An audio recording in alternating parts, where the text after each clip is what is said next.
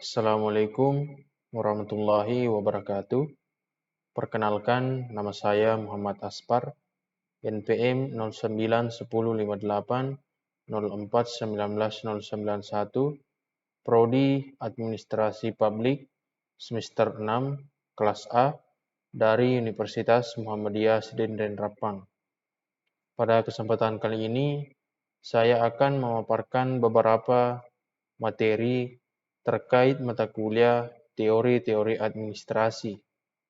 Adapun dosen pengampu pada mata kuliah kali ini yakni Bapak Haji Irwan SIP MAP.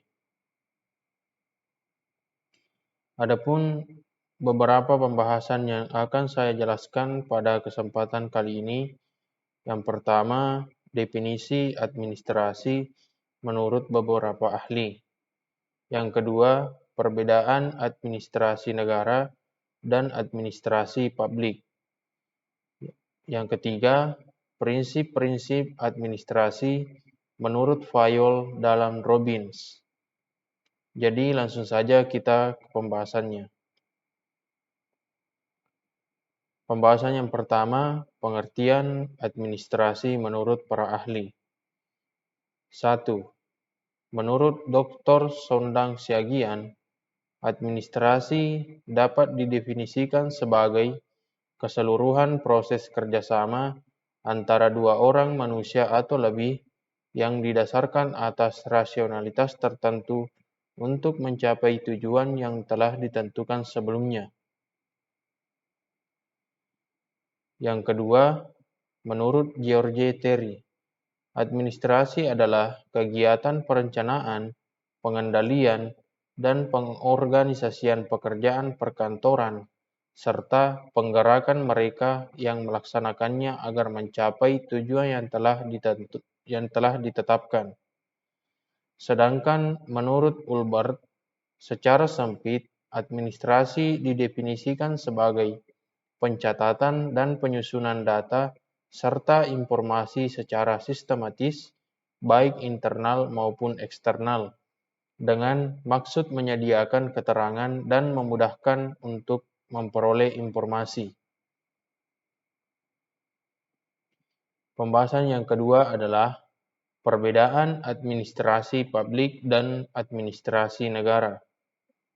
Perbedaan yang mendasar pada administrasi negara di sini diartikan publik hanya sebagai negara. Hal itu berarti aktor atau pelaku administrasi hanya dilakukan oleh pemerintah atau birokrasi saja, atau agen tunggal. Oleh karena pendekatan yang dipakai di sini adalah negara atau pemerintah semata sebagai driving forces pada aktivitas administrasi sejalan dengan adanya konsep good government atau pemerintahan yang baik. Karena orientasi pada administrasi negara lebih kepada aktivitas negara saja, maka fungsi pemerintah sebagai pelayan publik atau public service tidak melibatkan peran masyarakat dalam aktivitas administrasi yang dijalankan oleh negara atau pemerintah itu sendiri, atau administrasi of public. Sedangkan untuk administrasi publik, publik di sini tidak diartikan sebagai negara saja, tetapi juga berarti privat atau pihak swasta dan masyarakat.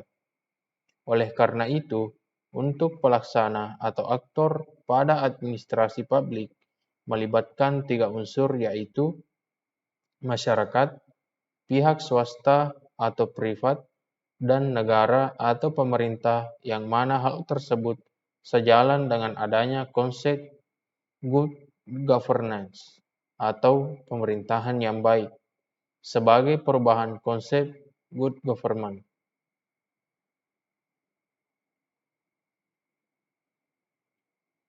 Pembahasan yang ketiga yaitu prinsip-prinsip administrasi menurut Fayol dalam Robbins. Fayol dalam Robbins 2001 mengemukakan prinsip-prinsip administrasi yang kemudian dikenal sebagai prinsip-prinsip manajemen. karena Henry Fayol dianggap sebagai bapak manajemen. Adapun prinsip-prinsip itu sebagai berikut. 1. Pembagian kerja. Yang kedua, wewenang. Yang ketiga, disiplin. Yang keempat, kesatuan komando. Yang kelima, kesatuan arah. Yang keenam, memprioritaskan kepentingan umum. Yang ketujuh, pemberian upah. Yang kedelapan, pemusatan. Yang kesembilan, rentang kendali. Yang kesepuluh, tata tertib. 11, keadilan. 12, stabilitas pada jabatan personal. 13, inisiatif. Dan 14, rasa persatuan. Itulah beberapa materi yang sempat saya paparkan. Lebih dan kurangnya mohon dimaafkan. Billahi fi sabil haq, fastabiqul khairat.